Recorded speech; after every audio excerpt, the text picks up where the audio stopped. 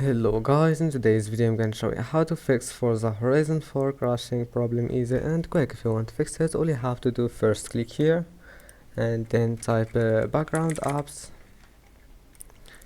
and after that turn off this option to turn off all those applications here, and then go back and then click here and now just type game mode settings and then turn on this option, go to captures, make sure to turn off those two options, go to Xbox game bar and turn off this option, and then just close it and restart your PC. After restarting your PC, turn off and close all the applications that you don't need here, and then just right click and run as administrator, and you will find that your problem is fixed.